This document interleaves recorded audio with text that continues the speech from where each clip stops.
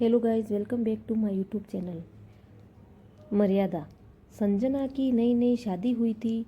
आज ससुराल में उसका दूसरा ही दिन था।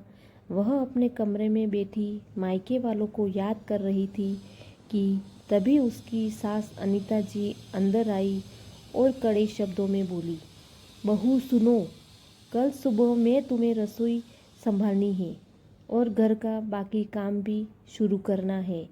मायके में बहुत आराम कर लिया, अब शादी हो गई है तो ससुराल की जिम्मेदारी उठानी ही पड़ेगी, इसीलिए तो शादी की जाती है। संजना खिड़की की तरफ मुंह किए अपने ही ख्यालों में खोई थी।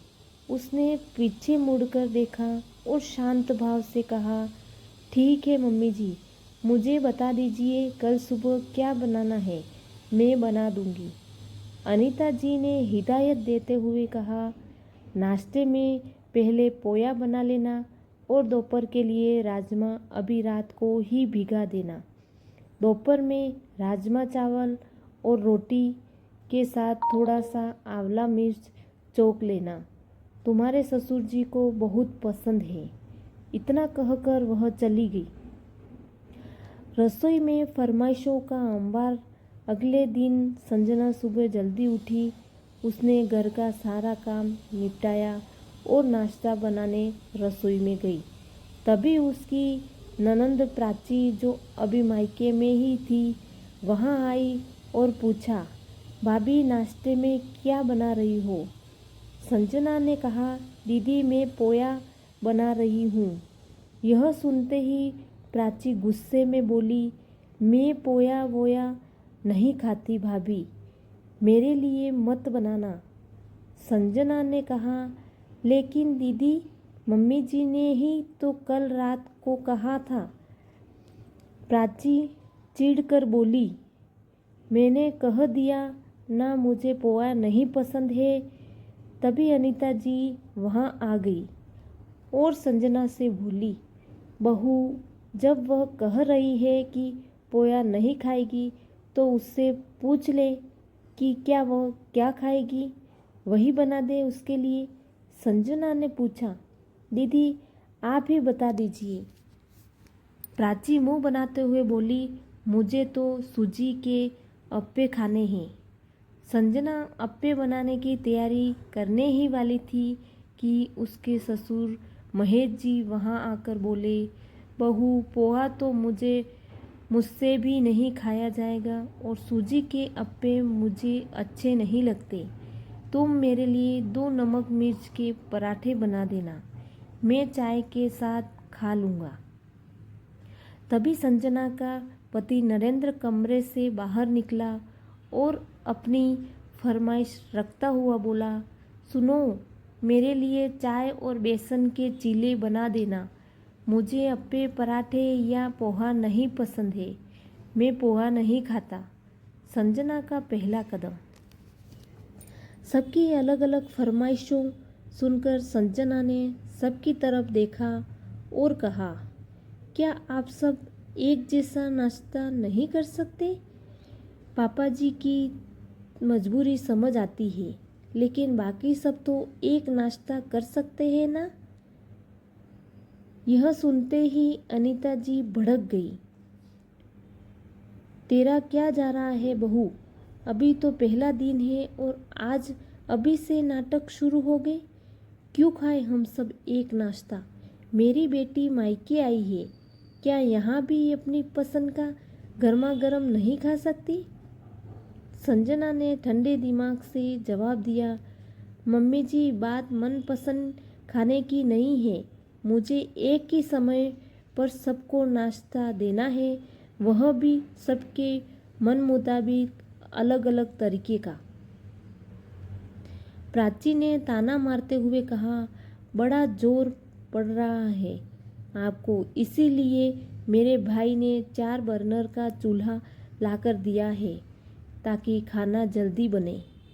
कभी मायके में देखा है 4 बर्नर का चूल्हा? संजना ने बहस करना ठीक नहीं समझा। उसने सबसे पहले पोहा बनाया, फिर ससुर जी के लिए पराठे सेके और उसके बाद अप्पे और चीले बनाने लगी। इस सब में सुबह के 7 बजे में से 9:30 बज गई। प्लेट पर नज़र और मर्यादा की सीमा। जब संजना 9:30 बजे बची हुई थी चीज़ें अपनी प्लेट में लेकर बैठी तो प्राची उसकी प्लेट देखकर टोकने लगी। भाभी आप कितना ज़्यादा खाती हो। पोहा, अप्पे, चीला सब कुछ मुझसे तो इतना नहीं खाया जाता। मैं नहीं खा सकती। संजना ने मुस्कुराकर कहा, दीदी अब यह सब बन गया था तो फेंकने से अच्छा है मैंने सोचा मैं ही खा लूँ। और दीदी मैंने अपने मन का तो कुछ नहीं बनाया, फिर भी आपकी नज़र मेरी प्लेट पर है। प्राची तुनक कर बोली, तो बना लेती, हमने कब रोका है। इतना सुना किसको रही हो। संजना ने सीधे शब्दों में कहा, दीदी अब अगर आप यहाँ से जाए तो मैं नाश्ता कर लूँ। इस तरह आप मेरे सिर पर बैठी रहेगी तो मुझसे खाया नहीं जाएगा। प्राची ऐठते हुए बोली, हाँ हाँ जा रही हूँ, जरा पहले दूध गर्म कर दो, बच्चों को पीना है। संजना ने थक कर कहा, दीदी दूध तो आप भी गर्म कर सकती है ना। मैं सुबह 5 बजे से काम कर रही हूँ, थक गई हूँ और मुझे भूख लग रही है। प्राची ने चिल्लाकर अपनी माँ से बोली, मम्मी देखो कैसी पापा की परी लेकर आई हो। जरा से काम में थक गई और बच्चों का दूध गर्म करने में भी इसे जोर पड़ रहा है, तभी से इतनी जुबान लड़ा रही है। अनीता जी ने भी संजना को डांटा, क्यों रे बहू, दूध गर्म नहीं कर सकती क्या। संजना अपनी प्लेट दिखाते हुए कहा, मम्मी जी 10 बजने वाले हैं, मैंने अभी नाश्ता शुरू ही नहीं किया, क्या मुझे भूख नहीं लगती। अनीता जी ने कहा, जितनी देर बहस में लगाई उतनी देर में दूध गर्म हो जाता। संजना ने प्राची की तरफ देखकर सीधे सासू माँ से कहा, इतनी देर से दीदी भी तो यही खड़ी है ना। माँ जी क्या यह बच्चे अपने बच्चों के लिए इतना नहीं कर सकती। प्राची गालों पर हाथ रखकर बोली, बाप रे बाप, 2 दिन नहीं हुए और इसके तेवर तो देखो। तभी ससुर महेश जी कमरे से बाहर आए और बोले, बस करो तुम दोनों, बहू गलत नहीं कह रही है। प्राची अपने बच्चों का दूध तुम खुद भी गर्म कर सकती हो। अनीता जी ने मुंह बनाते हुए प्राची से बोतल ली और कहा, ला बेटी मैं ही कर देती हूँ। यह मामियाँ ऐसी ही होती है, इन्हें भांजे भांजी एक आँख नहीं सुहाते। संजना चुपचाप अपना नाश्ता करने लगी। उसके मन ही मन तय कर लिया था कि अगर वह आज झुक गई तो यह रोज का नियम बन जाएगा। कम से कम अब इन्हें एक तो समझ आ गया कि वह अपना खाना छोड़कर उठने वाली नहीं। नरेंद्र का रुख। शाम को नरेंद्र जब घर आया तो अनीता जी और प्राची संजना की शिकायतें लेकर बैठ गई। प्राची ने नरेंद्र के सिर पर चपत लगाते हुए कहा, तेरी पत्नी बहुत जुबान लड़ाती है, मुझे भी इसे संभालना होगा। तुझे ही इसे संभालना होगा। नरेंद्र ने प्राची के सिर पर वापस चपत लगाई और कहा, देखो दीदी, पहले तो इस तरह मारकर मुझसे बात मत किया करो। दूसरी बात, वह कोई जेवर नहीं है जिसे मैं संभाल कर रखूं। सही गलत की समझ जितनी तुम्हारे अंदर है उतनी ही उसके अंदर भी है। पहले तुम लोग ही कहते थे कि लड़की बड़ी संस्कारी और गुणी है, अब मुझसे क्या शिकायत कर रहे हो। मैंने संजना से पहले दिन ही कह दिया था कि घर की लड़ाइयों से मुझे दूर रखना। अब तुम जानो और वह जाने। यह कहकर नरेंद्र वहाँ से चला गया। संजना रसोई में खड़ी यह सब सुन रही थी और उसके चेहरे पर एक संतोषजनक मुस्कान थी। होटल नहीं, घर है। 2-3 दिन ऐसे ही बीत गए। एक दिन रात जब सब खाना खाने बैठे तो प्राची ने अपनी प्लेट देखकर मुंह सिकोड़ा। यह क्या बना दिया है भाभी? मम्मी कुछ खास बनवाऊँ ना? कुछ दिन बाद मुझे ससुराल चले जाना है, वहाँ तो यही सब खाना ही पड़ेगा। अनीता जी ने संजना को आंखों मटकाते हुए कहा। बहू प्राची से पूछकर उसकी पसंद का कुछ बना दे। संजना ने इस बार साफ और कड़े शब्दों में कहा। मम्मी जी, यह घर कोई होटल है क्या, जहाँ रोज सबकी मर्जी का अलग अलग खाना और नाश्ता बनेगा और बचा हुआ मुझे खाना पड़ेगा? मैंने कोई बेकार खाना नहीं बनाया है। दाल चावल, दम आलू, प्याज और करेला बनाया है। इससे ज़्यादा और क्या चाहिए? दीदी, आप भी तो अपने ससुराल में ऐसा ही खाना बनाती होगी ना? पर यहाँ आते ही आपके नखरे बढ़ जाते हैं। प्राची गुस्से में उठ खड़ी हुई। भाभी, मुझसे जुबान मत लड़ाना, नहीं तो जुबान खींच लूँगी आपकी। संजना ने भी अपनी चूड़ियाँ ऊपर चढ़ाते हुए आंखें तान कर कहा। तो क्या मेरे हाथ पीछे बंधे हुए हैं क्या दीदी? ससुर महेश जी के बीच बचाव करते हुए प्राची को डांटा। बस करो तुम दोनों। प्राची, जो बना हुआ है चुपचाप खा ले। अगर तेरी नंद तेरे ससुराल आकर ऐसे नखरे करेगी तो तुझे कैसा लगेगा? प्राची ने पैर पर पटकते हुए कहा। मुझे नहीं खाना यह खाना, मैं बाहर से ऑर्डर कर रही हूँ। संजना ने तुरंत नरेंद्र से कहा। सुनो जी, जरा जीजाजी को फोन लगाओ। नरेंद्र ने बोला। क्यों? संजना ने मुस्कुराते हुए प्राची की तरफ देखा। क्योंकि दीदी बाहर से खाना मंगा रही है तो यह घर का खाना बासी होकर फेंकना पड़ेगा। जीजाजी को बुला लेते हैं, उनकी दावत हो जाएगी, वहाँ आकर यह खाना खा लेंगे। प्राची ने चिढ़कर कहा। इसके बीच में मेरे पति को लाने की ज़रूरत नहीं है। संजना ने प्राची के प्लेट की तरफ इशारा करते हुए कहा। तो फिर अपना खाना खाओ, खाना बाहर से ऑर्डर नहीं होगा। और जिस दिन ऑर्डर का मन हो मुझे पहले बता दिया करो। चलो अब चुपचाप खाना खत्म करो। मजबूरन प्राची को वही खाना खाना पड़ा। मर्यादा की जीत। सबके खाने खाकर जाने के बाद ससुर महेश जी रसोई में संजना के पास आए और धीरे से बोले। बेटा, मुझे लगता है इन माँ बेटी को तुम ही सुधार कर सीधा करोगी। जो किया तुमने अच्छा ही किया। बस आगे से इस बात का ध्यान रखना कि मर्यादा में ही न लागनी पड़े और बात भी संभल जाए।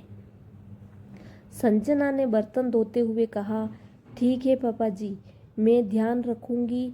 संजना जब काम खत्म करके कमरे में गई तो नरेंद्र लैपटॉप पर काम कर रहा था। संजना ने पूछा। सुनो, क्या मैं बात कर सकती हूँ? नरेंद्र ने बिना देखे कहा। अगर बात सास बहू या नंद भाभी की है तो मुझे कुछ नहीं सुनना। संजना ने मुस्कुराकर पूछा। बस इतना बताओ कि दीदी के ससुराल में कौन कौन है? नरेंद्र ने कहा। लोग तो बहुत हैं, पर कोई तमीज़ का नहीं है, कोई ढंग से बात नहीं करता, इसलिए दीदी ज़्यादातर यहीं रहती है। संजना ने मन ही मन सोचा, यानी इन्हें रोज़ मुझे ही झेलना पड़ेगा। पर कोई बात नहीं, आज तो बस शुरुआत है। आगे के लिए मैं पूरी तैयार रहूँगी। माँ बाप को बुलावा। कुछ दिन बाद संजना ने कपड़े धोने के लिए मशीन लगाई तो प्राची ने अपने और अपने बच्चों के ढेरों गंदे कपड़े लाकर डाल दिए। वॉशिंग मशीन ऑटोमेटिक थी, इसलिए कपड़े तो धुल गए, लेकिन जब सुखाने की बारी आई तो संजना ने प्राची से कहा, दीदी 4 बाल्टी कपड़े हैं, चलो साथ में सुखा आते हैं। प्राची ने हाथ झटकते हुए कहा, मैं नहीं जा रही, छत पर इतनी धूप है, मुझे टैनिंग हो जाएगी। संजना ने कमर पर हाथ रखकर कहा, अच्छा, आपको टैनिंग हो जाएगी और मुझे नहीं होगी? इससे आधे कपड़े आपके हैं, इसलिए चुपचाप चलो। जब प्राची नहीं मानी तो संजना ने चारों बाल्टियां आंगन में डालकर रख दी और प्राची के कपड़े छांट कर अलग करने लगी। प्राची ने आकर पूछा, यह क्या तरीका है भाभी? संजना ने कहा, आपके कपड़े अलग कर रही हूँ, मैं आपके कपड़े नहीं सुखाऊंगी। 2 बाल्टी कपड़े सिर्फ आपके हैं, अगर सुखाने हैं तो खुद छत पर चलिए। प्राची ने रोना सूरत बनाकर अपनी माँ को आवाज़ दी। अनीता जी ने आकर संजना को टोकना शुरू किया, बहू तुम कुछ ज़्यादा ही नाजुक कली बन रही हो। संजना ने पलटकर कहा, नाजुक कली मैं नहीं, आपकी बेटी बन रही है माँ जी। मैं तो छत पर जा रही हूँ, लेकिन इतनी धूप में अकेले 4 बाल्टी कपड़े मैं नहीं डालूंगी। तभी महेश जी भी वहाँ आ गए और बोले, आंगन में बाल्टियाँ देखकर बोले, यह क्या तमाशा है? संजना ने पूरी बात बताई। महेश जी ने प्राची को डांटा, क्यों रे प्राची, इतनी धूप में क्या यह अकेली सारे कपड़े सुखाएगी? जा इसके साथ। अनीता जी ने बीच में कूदते हुए कहा, बेटियां मेहमान होती है जी, बहू तुम्हें शर्म नहीं आती मेहमानों से काम करवाते हुए? तेरी माँ ने यही सिखाया है क्या? संजना ने सासू माँ की आंखों में आंखें डालकर शांत परंतु दृढ़ आवाज में कहा, सिखाया है न माँ? मम्मी जी, मेरी माँ ने सिखाया है कि मेहमान सिर्फ 2-3 दिन का होता है, जब वह महीनों रहने लगे तो घर का सदस्य बन जाता है। और दीदी तो इस घर की बेटी है, अपने ही घर में काम करने में कैसी शर्म? आप ही बताओ माँ जी, दीदी को आए हुए कितने महीने हो गए हैं यहाँ? अनीता जी के पास इस बात का कोई जवाब नहीं था। प्राची ने तुरंत गुस्से से बाल्टी उठाई और छत की तरफ भागते हुए बोला, अब चलो छत पर, जा रही हूँ मैं। छत पर प्राची ने गुस्से में सारे कपड़े सुखाए और नीचे आकर अपनी माँ के पास बैठ गई। यह खुद को समझाती क्या है माँ, 2 महीने में ही इसने रंग बदलने लगे। मम्मी, आप इसके मम्मी पापा को फ़ोन लगाओ और यहाँ बुलाओ, उन्हें भी पता चले कि उनकी बेटी यहाँ क्या घुल खिला रही है। अनीता जी को भी यह बात सही लगी। उन्होंने तुरंत संजना के माता पिता को फ़ोन मिलाया और गंभीर आवाज़ में कहा, समधी जी, कुछ ज़रूरी बात करनी है, आप आज शाम को ही हमारे घर आ जाइए। इसके बाद की कहानी दूसरे भाग में संजना के माता पिता के आने और सासू माँ नंद को सही सबक सिखाने मिलने